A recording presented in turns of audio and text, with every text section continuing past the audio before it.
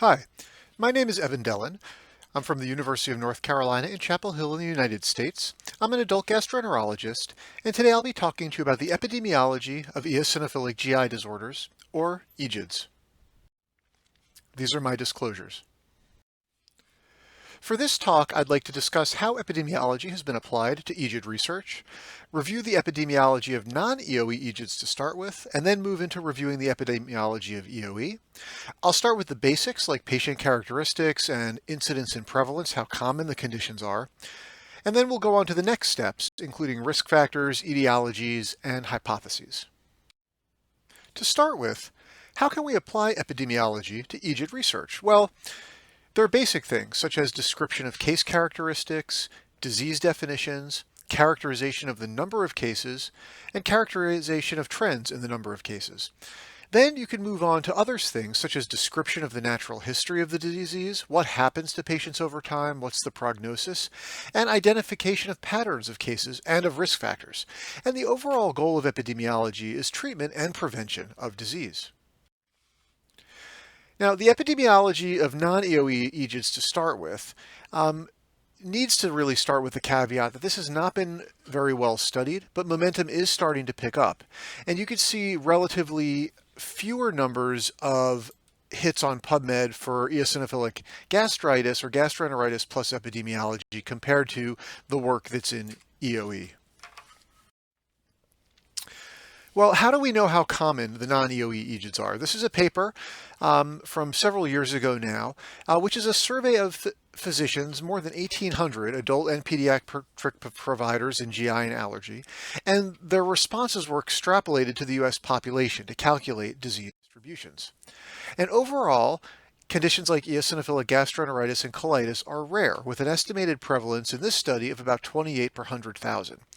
And you could see in this map where darker states look like they have more cases, but this study did not really find any differences by urban or rural location. And overall, they estimated about 90,000 cases in the U.S. Now, a second study that was a bit more recent looked at administrative database in a large billing database with more than 69 million individuals.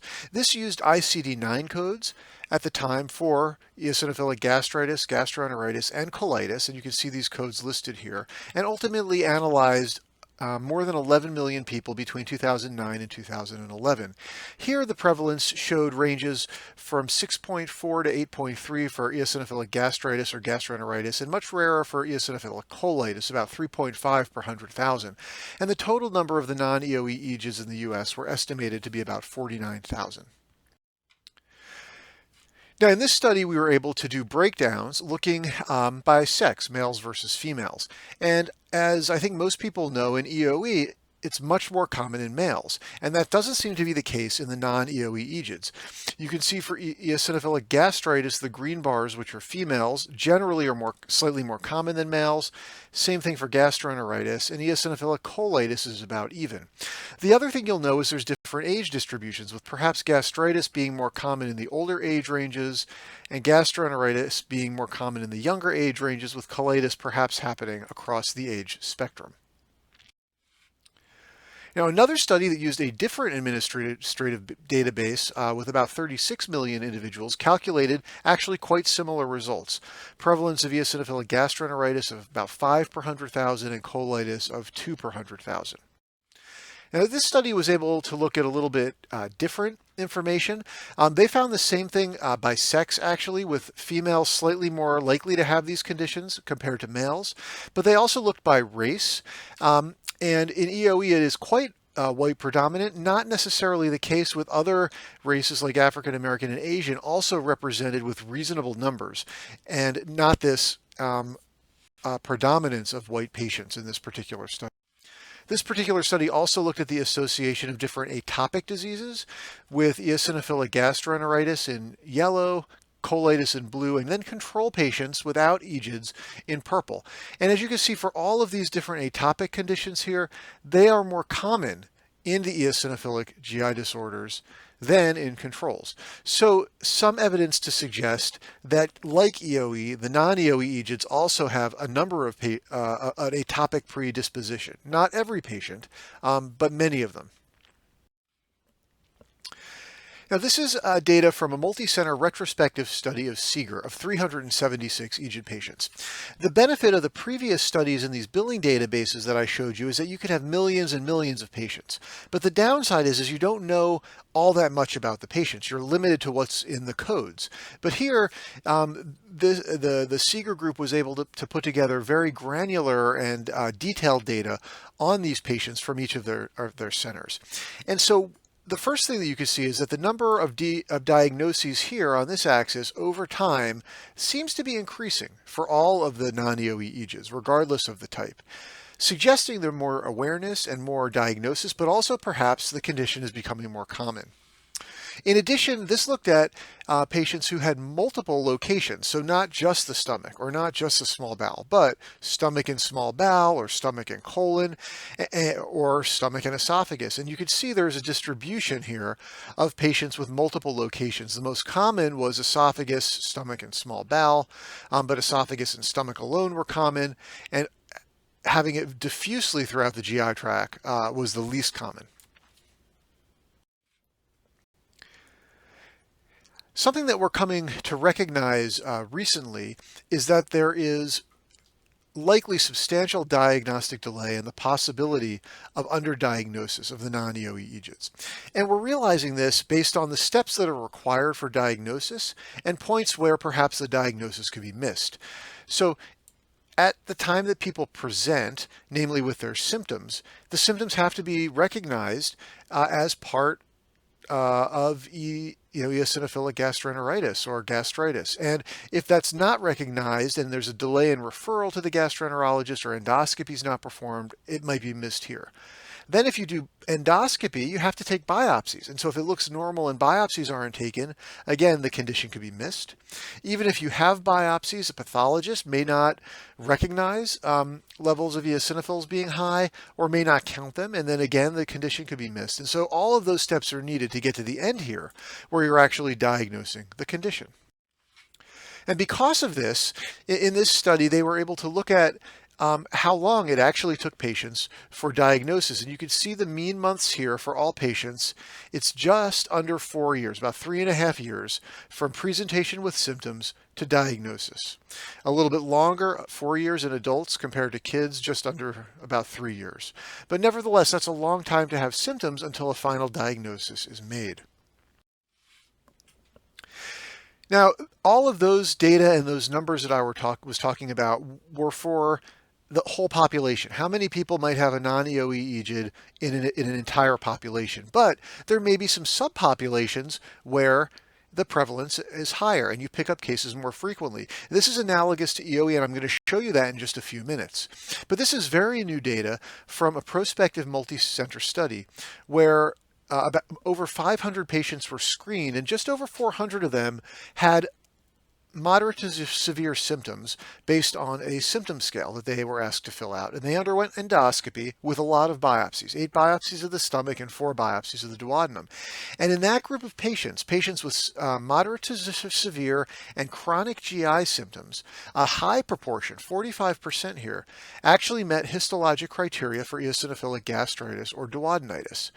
And as I mentioned before, this is paralleled with certain populations where EoE is more common. So if you look at the patients with EoE who are coming in with food impaction, you might see EoE 50% of the time or more. And so for these most severe and symptomatic patients who don't otherwise have a diagnosis, a non-EoE EGID might be a possibility to consider strongly. Okay, now we're going to change tacks to talk about the epidemiology of EoE. And I think, as you'll see, the epidemiology here is more known and the field is further along. We view EoE now as a chronic disease that can affect anyone at any age. Symptoms do differ by age, and this likely reflects a change or a progression from inflammation to fibrostenosis, in other words, scarring or narrowing of the esophagus.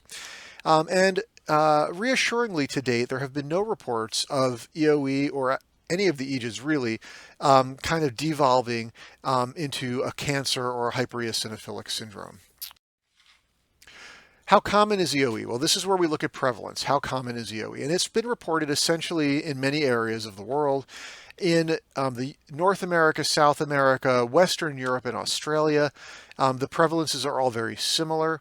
In Asia, EoE seems to be relatively less common. Interestingly, the non-EoE EGIDs are picked up probably more commonly in this area, which is quite interesting. And then when you get into developing countries, we're seeing very few cases of EoE reported yet. And we'll talk about that in a few minutes. Now, the prevalence of EoE has been changing. Because it's a chronic disease and more people are diagnosed every year, the total number of people is going to increase. So this graph shows you prevalence changes here over the last 30 years or so. And no matter where in the world we look, you can see that the number of patients who have EoE is constantly increasing. What about in the US? This is another study looking at administrative data and billing data, similar population to what I showed you before. Here, more than 6,500 EoE cases were identified by ICD-9 codes at the time. And when this was standardized to the US population, the rate was about 57 per 100,000. So that's about 1 in 2,000 people have EoE. And this tracks out to about 150,000 cases in the US. Now, there was a range. There could be, potentially as few as 50,000 or perhaps as many as 3 times this amount. But the best estimate at this time was about 150,000 cases, so still a rare disease. Here's a breakdown of EoE by age and sex. Again, males are in blue and females are in green. And as opposed to the non-EoE EGIDs, I think you can clearly see here for essentially every age, there's a far higher male predominance in EoE than in females. The other thing you can see here is the peak prevalence, in other words, how common EoE is it's most common actually in sort of younger adults, ages 30 to 40 or 45. It's obviously seen in kids, it's seen in older patients, but this is the peak rate here. And what's very interesting about this is this may represent a cohort effect. In other words, if we were to track these people out for another 10 years, the peak would probably be out here. Because people who have EoE at this age are going to still be people who have EoE at an older age, and the prevalence is going up. It also suggests that perhaps something changed 40 years ago, 50 years ago, that may have caused it to be more common in this age group, and then picking up with the kids. And so this is where we can start to use epidemiology to develop hypotheses. Now, prevalence of EoE by setting. And so this is what I wanted to talk about again in terms of the numbers of EoE can kind of depend on where you look. So you have estimates here in the general population. That's what I just showed you with that administrative data. And so numbers of about 1 in 2,000 or so. However, if you look in other populations, so for example, a patient getting an upper endoscopy for any reason, here the prevalence is about 6 or 7%. So already very much higher than the general population for someone in the endoscopy unit. If someone has an endoscopy for trouble swallowing, that's called dysphagia, then you're up to about 15%. And if you happen to have an endoscopy for dysphagia and you're in Chapel Hill at my center, it's almost a quarter of people are going to have EoE diagnosed. And again, if you get to an emergency room with a food impaction, it's higher than 50%. So the prevalence and how common EoE is can depend on the types of patients you're looking at. Now, what about the incidence? So prevalence is the total number of cases, but incidence are the number of new cases in a given period of time. So the prevalence is going to increase even if you continue to have the same number of patients diagnosed every year. But we can see in the world, again, over the last 30 years, no matter where we look, the incidence, the number of new cases, is increasing as well. And so this means not only are more and more people having EoE, it's more and more people are being diagnosed newly with the condition. And that's very interesting because something is driving this new increase in recognition. So when we look overall worldwide, what are the population-based estimates? This is a meta-analysis by the Spanish group where they combine multiple different studies for EoE to try to understand the incidence and prevalence. And here they say of new cases per year, about 4.4 per 100,000. A prevalence overall 34 per 100,000. Again, maybe 1 in 2,000, 1 in 3,000, similar to the other estimates. But the numbers are quite higher in this paper in the more recent years, 2018, 2019, that they were looking at this. So this all begs the question, why is EoE increasing? And of course, one reason is it's in the literature, we know more about it, so doctors are recognizing it more, and that's totally true. And you can see the number of papers in PubMed has exponentially increased, and it continues to increase out now to 2020, 2021. And so one question is, well, are we seeing just more diagnosis of EoE? It's always been there the same, or is it actually increasing above the amount that doctors are recognizing it? So this is a study in Denmark, a population-based study from all of the health registries there. So in Denmark, they're able to know everybody in the country who has an endoscopy and everybody in the country who has EoE. And so what we were able to do is, looking over here a period of 15 years, we were able to look at the number of new cases over time and the number of endoscopies that got biopsied over that same time. So first of all, you see a marked increase here in the number of EoE cases. It's gone up quite a bit. So then what's happening with the endoscopy and biopsy? Again, why did we look at this? Because this is recognition.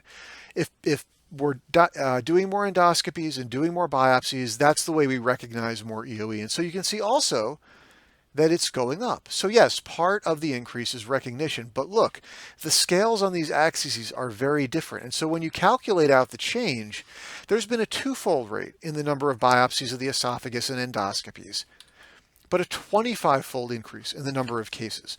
So what that means is the number of cases is outpacing and increasing faster than just the doctors looking for them and finding them. So that means something real is going on.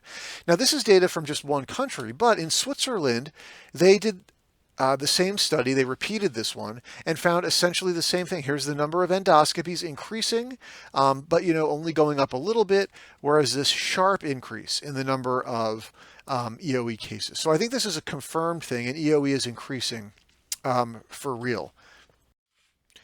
Which now begs the question again, why is EoE increasing? And this is where epidemiology research is really interesting, because you can try to understand why this is happening. So if we just plot this out and do the thought exercise over the last 30 years, why is EoE increasing? Well, you could think about things that are in the environment that are changing. Well, there's a lot of people using more medicines like proton pump inhibitors. That's going up a lot. Generally, we think the environment might be more polluted, or environmental changes could be doing something, and that goes right up too. But you have to be careful with these kind of thought associations, because you can get what's called an ecologic association.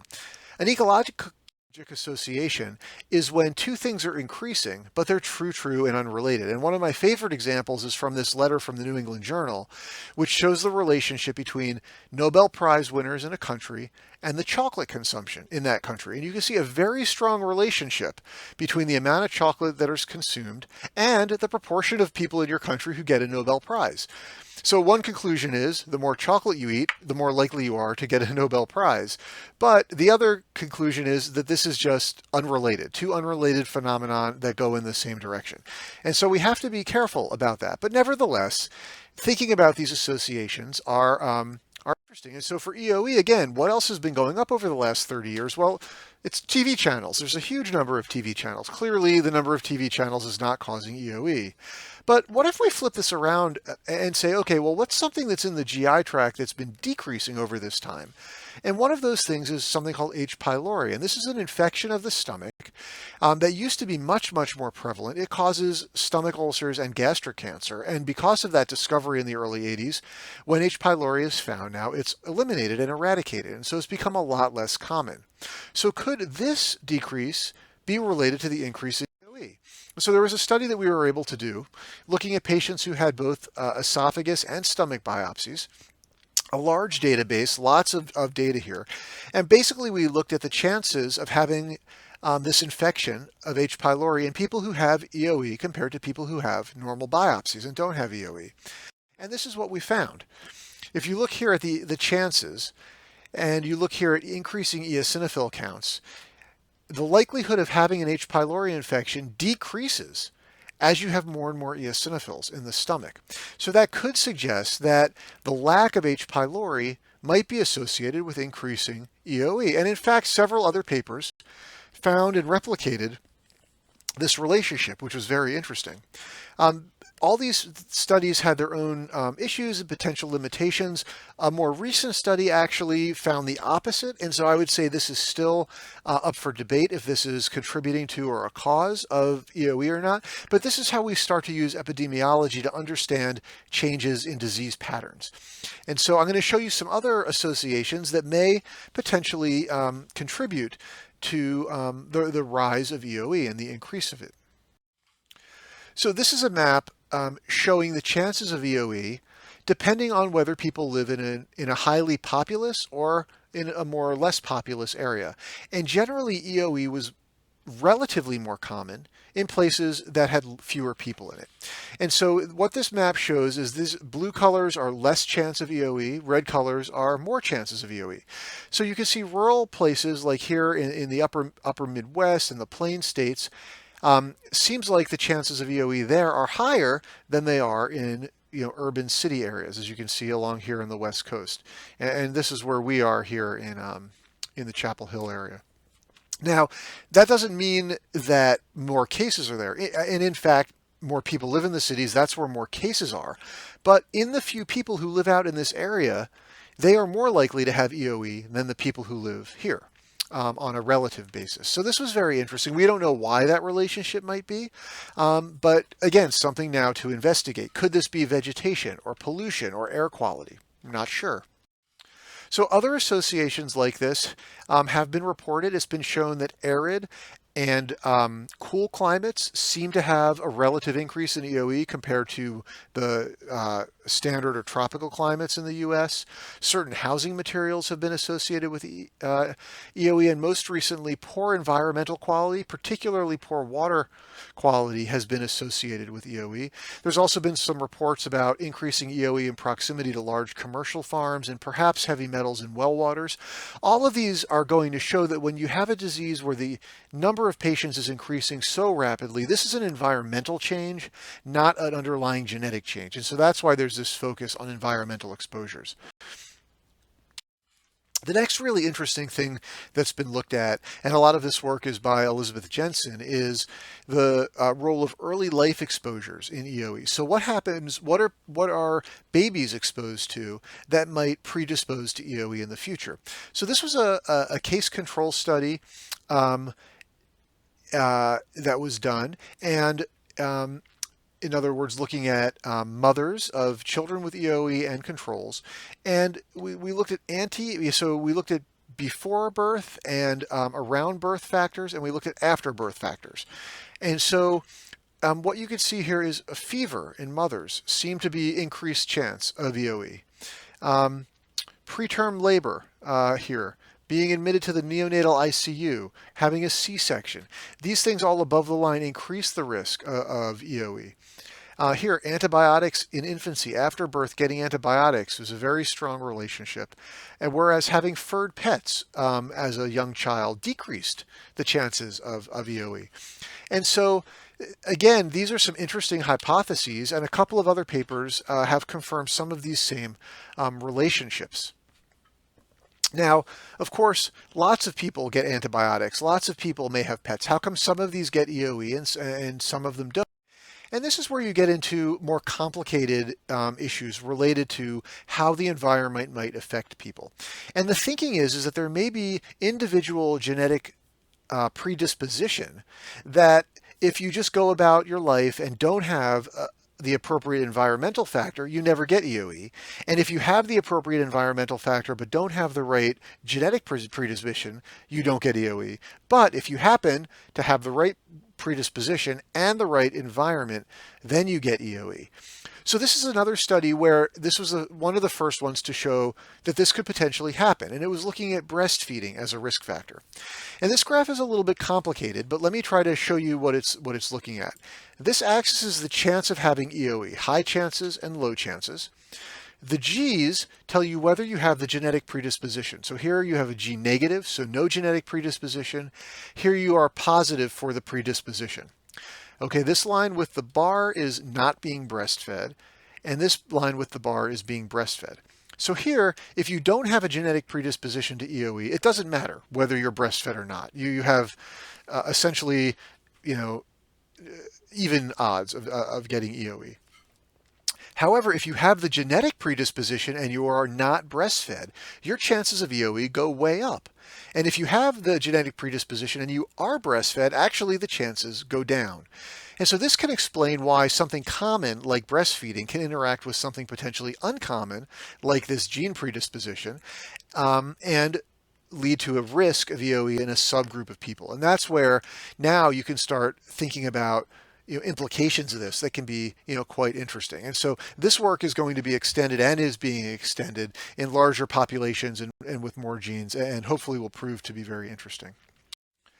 So to summarize, I think the current model is that there are genetic susceptibilities either from your own genes or from modifications to the genes that can predispose to EoE, and then a host of environmental factors that can be during fetal development, during early life, or during even adult and childhood, where if you get the correct exposure, then that can set off developing EoE. So to summarize, the epidemiology of the rare non-EoE EGIDs is poorly understood, but data are emerging.